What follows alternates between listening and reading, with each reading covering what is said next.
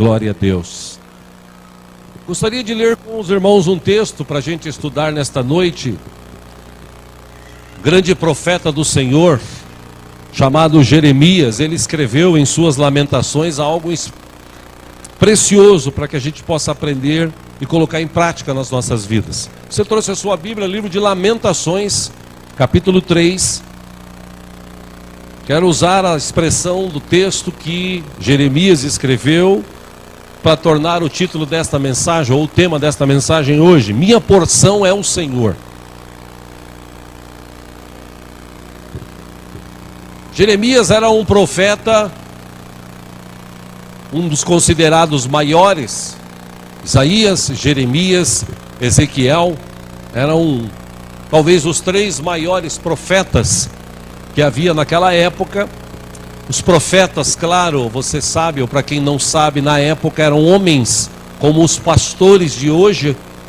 Eram homens usados por Deus para trazer a palavra, para ensinar a palavra, para trazer um despertar na mente das pessoas. Que como naquela época e hoje é a mesma coisa, basta as pessoas terem um pouquinho mais de dinheiro, basta ter um pouquinho mais de saúde, basta ter um emprego um pouco melhor, para as pessoas naquela tendência se afastarem de Deus. Naquela época, como hoje, era assim. E na época de Jeremias, ele enfrentou algumas dificuldades. Por ser profeta, ele foi muitas vezes julgado, acusado. E ele passou tempos difíceis, ele sofreu tempos difíceis.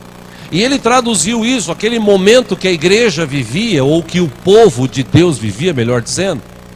Aquele momento que o povo estava distante do Senhor, aquele momento que o povo estava sem esperança, o povo tinha pecado, se afastado. Ele escreve algumas coisas nas suas lamentações. Entenda essa expressão lamentações, de lamento mesmo. Ele lamentou porque aconteceu tudo aquilo. Ele havia falado, ele havia profetizado. Se você ler o livro de Jeremias, você vai ver que a escrita dele é trazendo para o povo ensinamento e dizendo assim: desperta, porque vocês estão se afastando de Deus, e por conta desse seu afastamento, vocês vão acabar sofrendo. Mas não teve jeito, o povo acabou se afastando de Deus. E por isso, ele viveu tudo isso. E nas suas lamentações, capítulo 3, versículo 1, ele escreveu o seguinte: eu sou o homem que viu a aflição trazida pela vara da sua ira. Versículo 2, ele me impeliu e me fez andar na escuridão e não na luz. Versículo 3, sim, ele voltou sua mão contra mim vez após vez o tempo todo. Versículo 4, ele fez que a minha pele e a minha carne envelhecessem e quebrou os meus ossos. Versículo 5, ele me sitiou e me cercou de amargura e de pesar. Versículo 6, ele fez-me habitar na escuridão com os que há muito morreram. Versículo 7, ele cercou-me de muros e não posso escapar. Atou-me a pesadas correntes. Versículo 8, mesmo quando chamo ou grito por socorro, ele rejeita a minha oração. Versículo 9, ele impediu meu caminho com blocos de pedra e fez tortuosas as minhas sendas. Versículo 10, como um urso à espreita, como um leão escondido. Versículo 11, arrancou-me do caminho e despedaçou-me, deixando-me abandonado. Versículo 12, ele diz: preparou o seu arco e me fez alvo de suas flechas. Versículo 13, atingiu meu coração com flechas de sua aljava. Versículo 14, tornou-me objeto de riso de todo o meu povo. Nas suas canções, eles zombam de mim o tempo todo.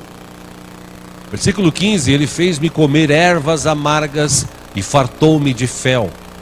16, quebrou os meus dentes com pedras, pisoteou-me no pó. 17, tirou-me a paz. Eu me esqueci do que é prosperidade. Versículo 18, por isso digo, meu esplendor já se foi, bem como tudo o que eu esperava do Senhor. Versículo 19, ele diz: eu lembro-me da minha aflição e do meu delírio, da minha amargura e do meu pesar.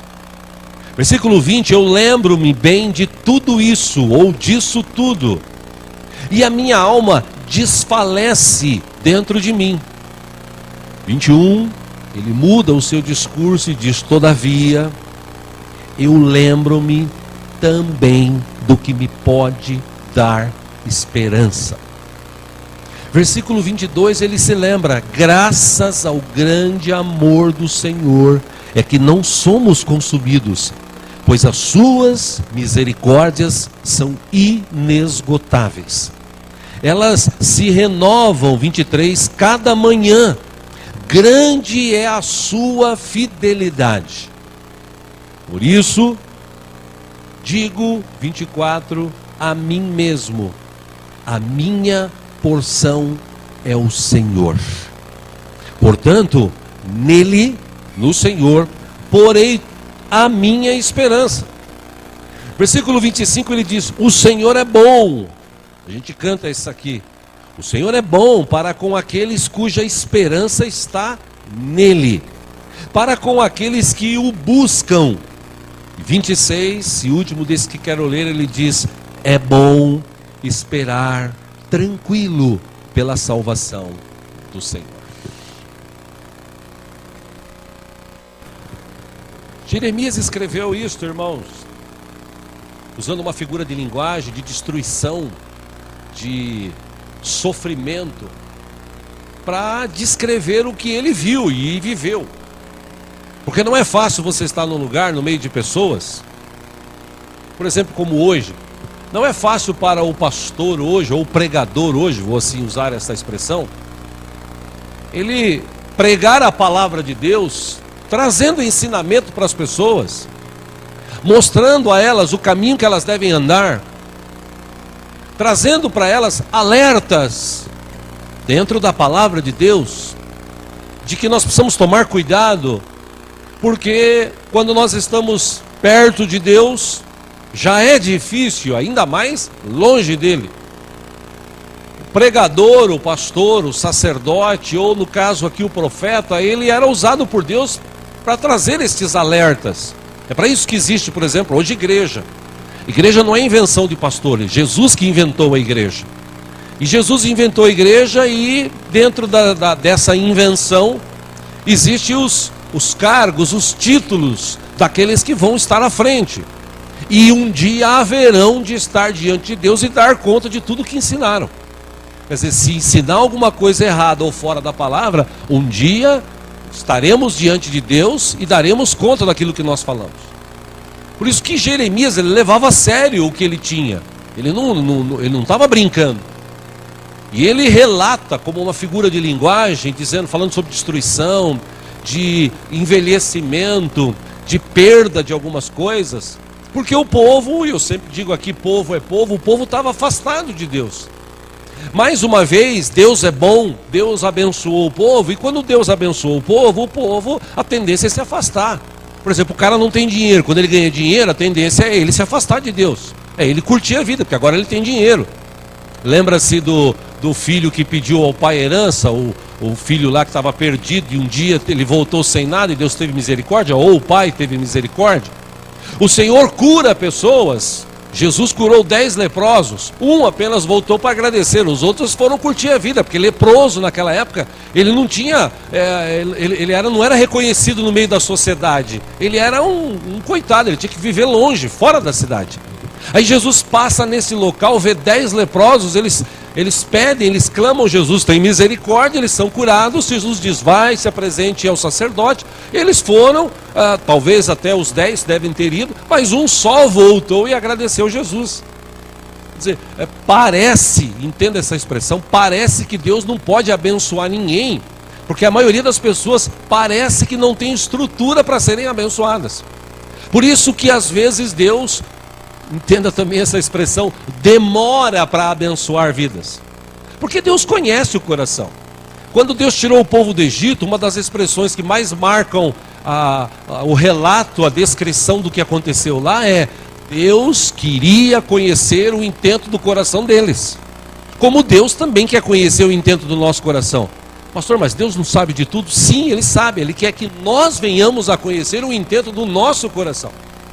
Nós é que temos que tomar cuidado e começar a moldar a nossa mente, o nosso coração ligado com Deus, alinhar o nosso coração com o coração de Deus. Se nós conseguirmos viver assim, bem provável será que nós sejamos sempre abençoados.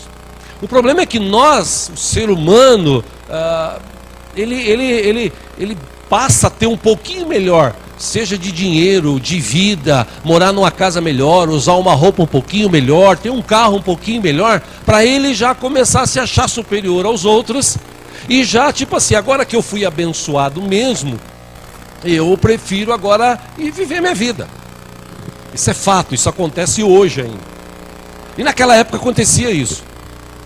Jeremias, ele sempre dizia, gente, toma cuidado, porque senão vocês vão acabar se afastando de Deus. Na época de Isaías aconteceu a mesma coisa. Aí um dia eles chegaram, Isaías 58 relata isso, eles chegaram e disseram para Isaías profeta assim, escuta Isaías, o que aconteceu? Deus tirou a mão de cima de nós não estamos sendo mais abençoados. Isaías falou, não foi Deus que tirou a mão, vocês é que saíram debaixo da mão deles quando vocês começaram a pecar do jeito que vocês estão pecando. Pecado afasta o homem de Deus. A riqueza muitas vezes afasta o homem de Deus. E naquela época as pessoas viviam isso.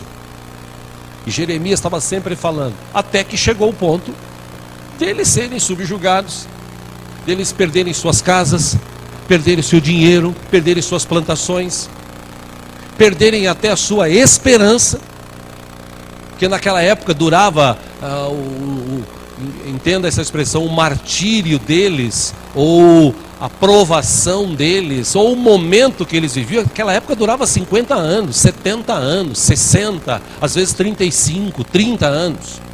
Não era um negócio assim de 1 ano, 2 anos. Daniel mesmo ficou a vida dele quase que toda como cativo na Babilônia. Como nós estudamos aqui, ele foi assessor de pelo menos 4 reis que passaram por aquela região. Por quê? Porque o povo tinha pecado. E Jeremias, ele vai e diz para o povo, gente, toma cuidado. Mas povo é povo, né, irmãos? Povo é povo. E o povo se afastou de Deus. Deus abençoou, porque Deus é bom. Deus é bom, não é bom?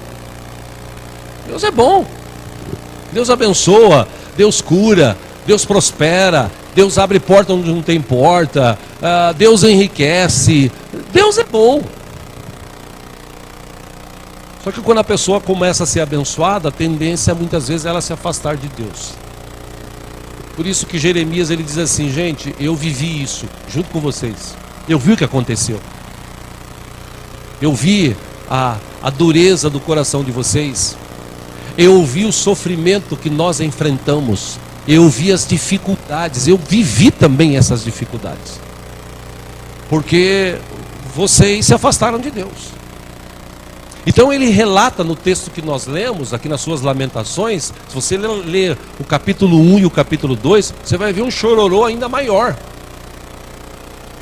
No capítulo 3, ele relata ainda, e na metade ele começa a dizer o seguinte, olha, apesar de tudo que nós passamos, apesar de todas as lutas, apesar de todas as dificuldades, apesar de todas as provações, apesar da dureza do coração de vocês, olha, apesar de tudo, gente, eu quero sempre trazer à minha memória algo que me traz esperança.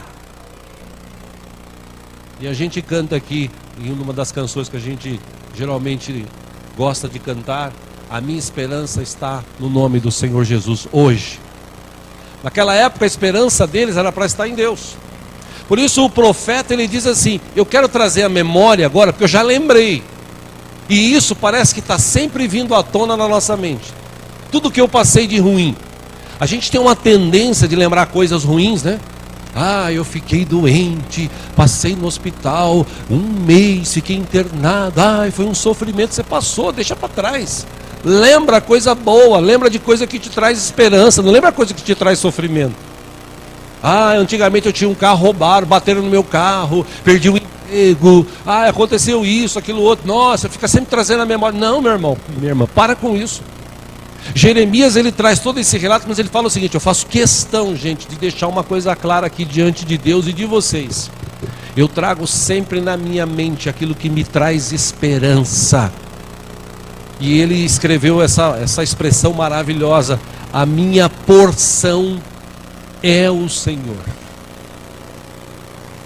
E é interessante que essa palavra porção, no hebraico, ela é mais ou menos dita assim, ela é sheleke. Sheleke. É uma palavra hebraica que traduzida traz essa versão porção. E no hebraico essa palavra quer dizer, significa uma parte, um território, uma possessão, algo que eu tenho posse. Isso pode se referir, como é o caso aqui de Jeremias, isso pode se referir àquilo que Deus concedeu para eles. E nessa esperança que Jeremias tinha, ele tinha algumas coisas certas no seu coração. A porção dele era o Senhor. Ele não ficou choramingando a vida toda. Ele não ficou lamentando tudo aquilo que ele perdeu, tudo aquilo que ele viveu. Não. Chegou um tempo que Deus mudou a sorte, porque Deus é assim, de uma hora para outra Deus muda a sorte, Deus faz coisas assim extraordinárias. A questão é se nós estamos preparados para o bom e para o ruim, e qual é a nossa reação a isso. Por isso que tem que ter uma mente bem treinada, para você entender o que é bom e o que é ruim. E a sua reação é que vai determinar aquilo que aconteceu. Nós já estudamos sobre isso aqui. Jeremias, ele sabia, pô gente, eu já sei o que é ruim, vamos parar com isso.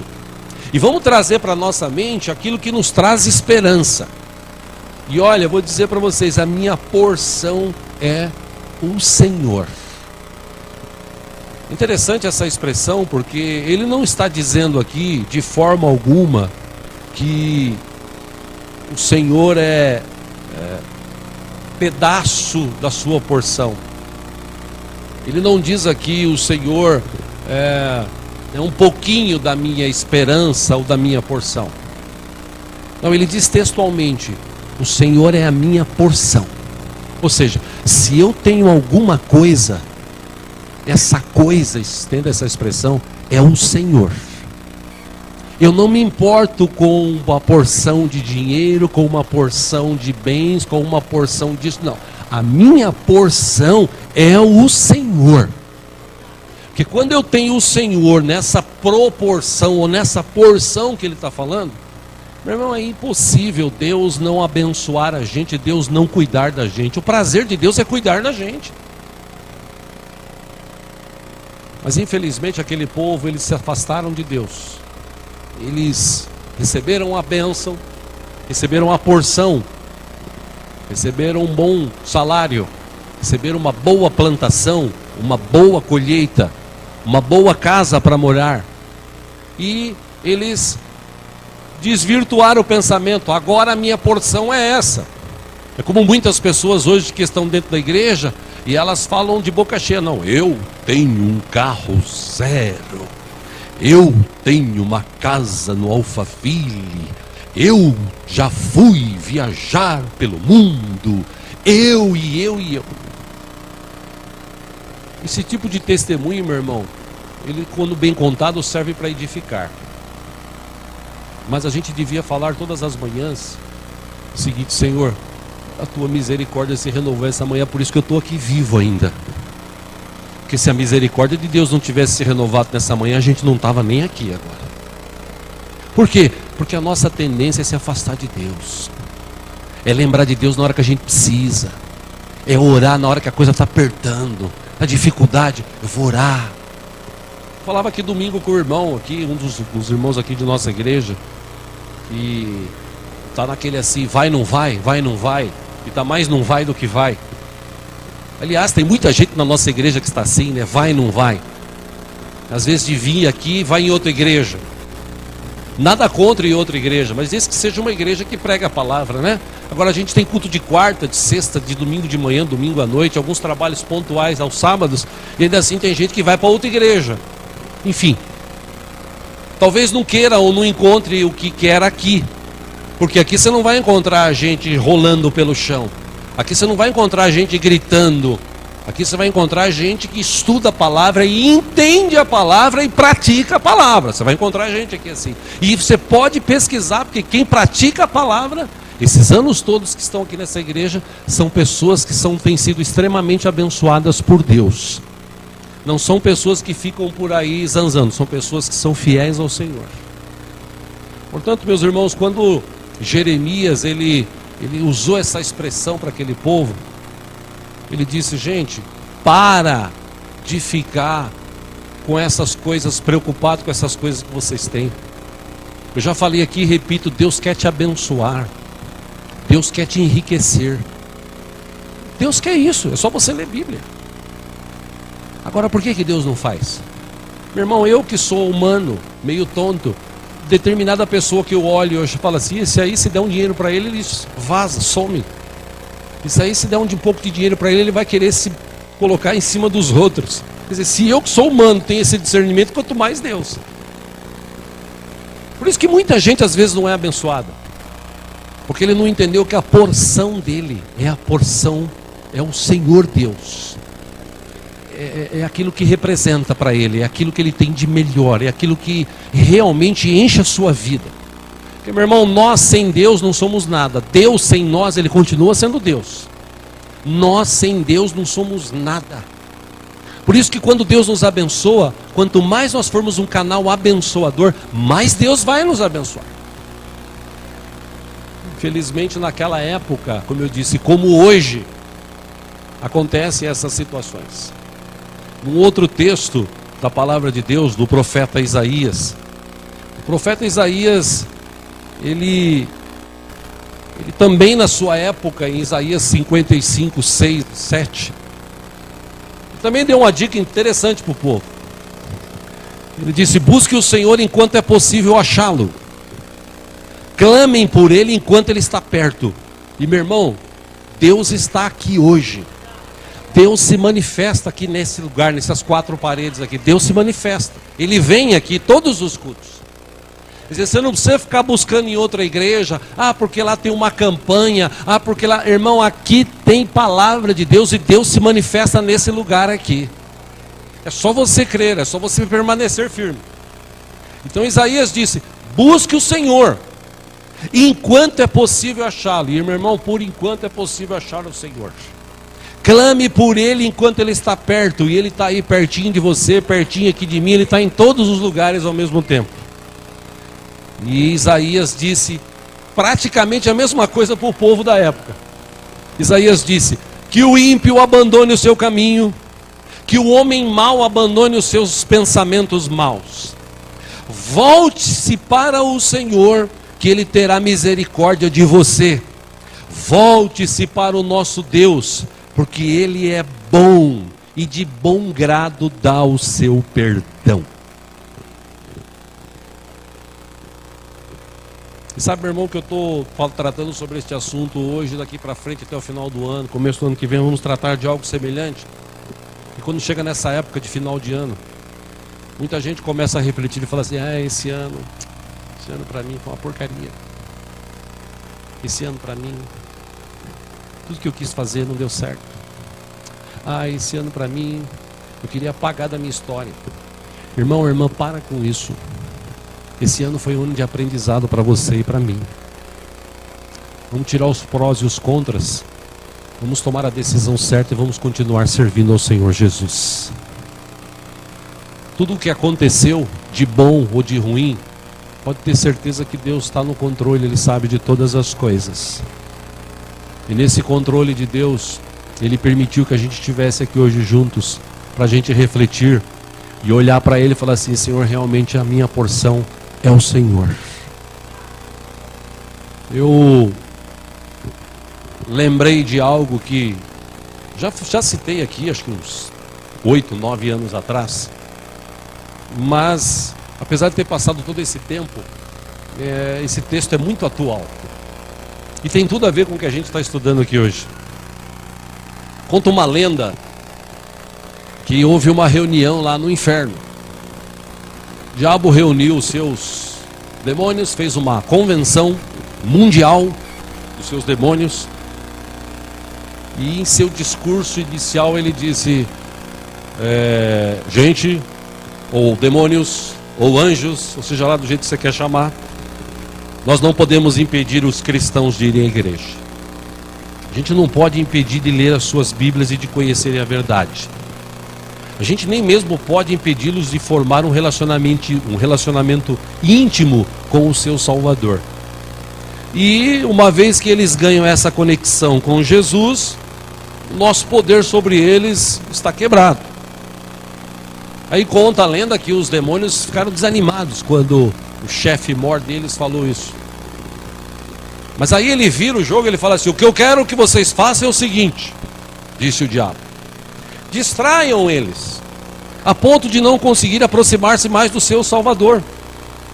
E aí eles perguntaram: como é que a gente vai fazer isso? O inimigo respondeu: mantenha eles ocupados nas coisas não essenciais da vida. Faça com que eles inventem inumeráveis assuntos. Faça com que eles fiquem com as suas mentes ocupadas. Tentem eles a gastarem. Eu vou acrescentar aqui na Black Friday, no final do ano. Tentem ele a gastar. Tentem eles, inclusive, a tomar emprestado. Outra dica que eu dou para vocês: que tal vocês persuadirem as esposas deles para ir trabalhar durante longas horas? Persuadam também os maridos a trabalhar de 6 a 7 dias por semana. Faça com que eles se esqueçam que eles têm que descansar um dia e um dia do Senhor deles. Faça eles trabalhar de 6 a 7 dias por semana, durante 10, 12 horas, a fim de que eles ganhem muito dinheiro para manter os seus estilos de vida fúteis e vazios. Olha, outra dica que eu dou para vocês: criem situações que os impeçam de passar algum tempo com os filhos. À medida que as suas famílias forem se fragmentando, muito em breve os seus lares já não mais oferecerão lugar de paz para que eles se refugiem das pressões do trabalho. Outra coisa, dica para vocês: estimulem a mente deles com tanta intensidade, até que eles não possam mais escutar aquela voz suave e tranquila que orienta os seus espíritos. Encham as mesinhas deles, de todos os lugares que eles frequentam, de jornais, de revistas, e como agora a gente já está no século 21, de Wi-Fi para eles acessarem, né?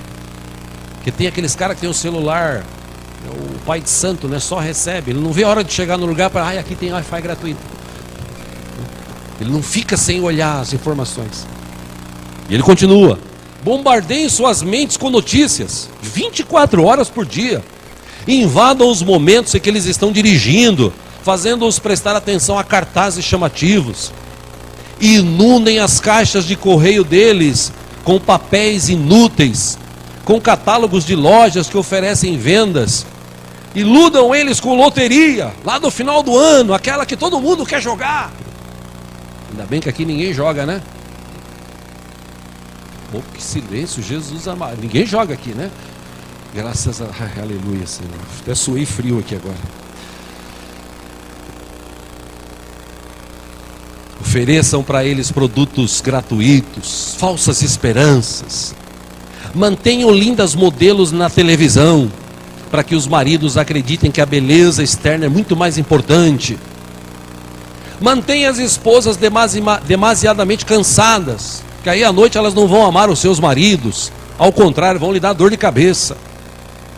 Se elas não se entregarem aos seus maridos, se elas não se derem bem com os seus maridos, essa expressão, e entregarem para ele o amor que eles necessitam, eles vão começar a procurar em outro lugar. Dê-lhes o Papai Noel, para que se esqueçam de ensinar aos seus filhos o significado real do Natal. Outra coisa, dá para eles o coelho da Páscoa, para que eles não falem sobre a ressurreição de Jesus e o poder que esse Jesus tem sobre o pecado e a morte. Até mesmo quando eles estiverem se divertindo, se distraindo, incentive eles para que tudo seja feito com excessos. Aí quando eles voltarem, eles vão estar exaustos. Mantenham-os ocupados de tal maneira, de tal forma, que eles nem pensem em andar ou ficar na natureza para refletir na criação do Deus deles. Ao invés disso, mande-os para o parque de diversões, acontecimentos esportivos, peças de teatro, concertos, cinema. Mantenha a mente deles ocupados. Quando se reunirem mais uma vez para um encontro ou uma reunião espiritual, um culto como esse, envolva-os com mexericos, conversas sem importância, para que quando eles saírem, eles saiam dali com a consciência pesada e ao mesmo tempo vazios da palavra do Deus deles. Encham a vida deles com tantas causas assim para serem defendidas, que eles não vão ter tempo de buscar o poder do tal do Jesus deles. Aí vocês vão ver que muito em breve eles estarão buscando nas suas próprias forças soluções para os seus problemas, para as causas que eles defendem, sacrificando a sua saúde, sacrificando a sua família, para ter algo mais, para ter algo melhor e tal.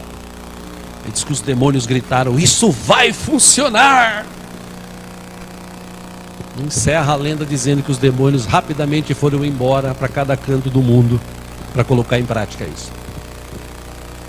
E o pior, quando você olha para a igreja hoje, você vê isso. Você vê gente que está preocupada com as coisas lá de fora e se esquece de Deus. Me lembro de uma irmã que esteve aqui na igreja no passado, e já estou encerrando com isso. E essa irmã no passado, ela dizia: pastor, eu vou em outra igreja, porque aqui só tem culto de quarta, sexta e domingo de manhã e de noite. Por isso que eu vou em culto de outra igreja. Eu falei para ela: irmã, eu acho estranho, porque você não vem no culto de quarta, sexta e domingo de manhã, você só vem à noite, e ainda assim você precisa ir em outra igreja? Não entendo essa sua relação. Porque as desculpas hoje são as mais diversas. As desculpas são as mais diversas. Se você conversar com um ex-crente, você conhece algum ex-crente? O desviado.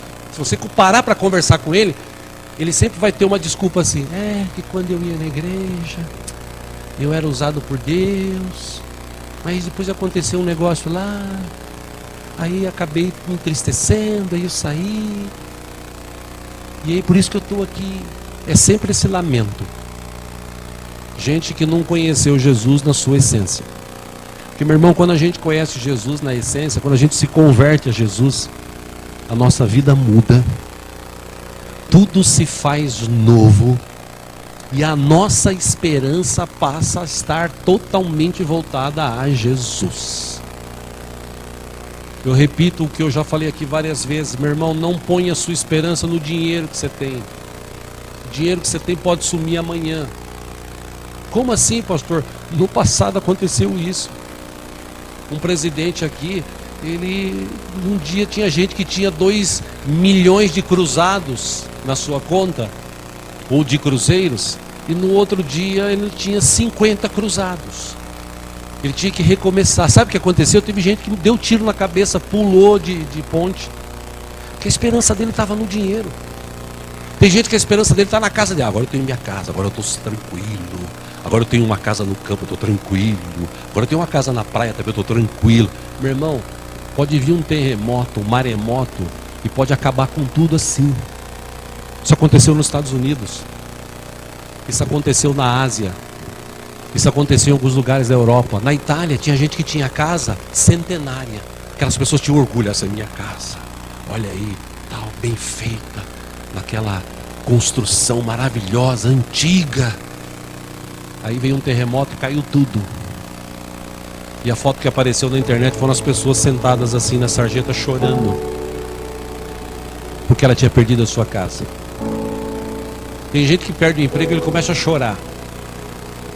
E agora, como vai ser minha vida? Quer dizer que a tua esperança estava naquele emprego? Não. A nossa esperança tem que estar em Jesus Cristo. Ele é a nossa porção. Como disse Davi: o Senhor é meu pastor, e Ele não falta. Ele nunca me falta. Davi foi um cara que enfrentou vários problemas, várias dificuldades, mas ainda assim, ele se manteve firme. Ele pediu perdão a Deus pelos pecados que ele cometeu, e Deus teve misericórdia dele e sempre o abençoou, sempre cuidou dele. Da mesma forma, meus irmãos, o mesmo amor que Deus tinha por Davi é o mesmo amor que Deus tem por você e por mim. Deus me ama, Deus te ama. Amém? Você crê nisso? Fala para a pessoa que está do seu lado, meu irmão, Deus te ama. Diga para ele assim: Deus não desistiu de você. Deus te ama, Deus não desistiu de você. A verdade é que, infelizmente, nós é que nos esquecemos de Deus, nós nos entristecemos. E eu falei aqui de um irmão que no domingo conversava no final do culto da manhã aqui, e ele dizia: pastor, sabe por que eu não vim na igreja esses domingos passados? Por quê? Porque eu estava triste. Eu sinceramente tenho vontade que essa minha mãozinha de dar um tapão assim bem dado para ver se a pessoa conecta, né? Mas ela já não pode fazer isso, né? Não dá para fazer isso, fica chato. Aí você tem que ter paciência e falar para ele: irmão, quer dizer que quando você está triste você fica em casa?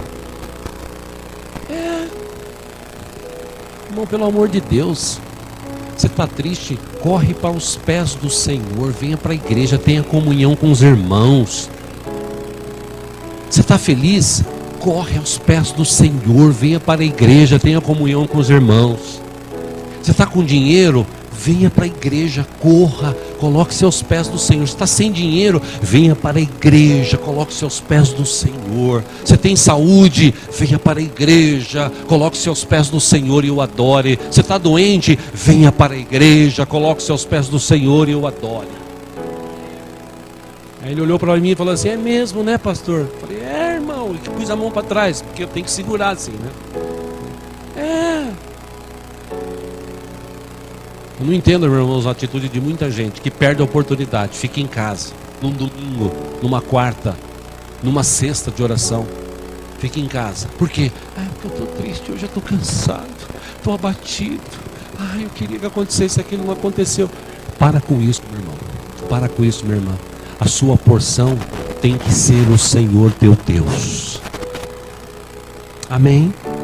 Vamos ficar em pé juntos? Quero ler um salmo para a gente encerrar aqui. Se você trouxe a sua Bíblia, vamos ler juntos. Salmo 32. Em pé, vamos ler para encerrar.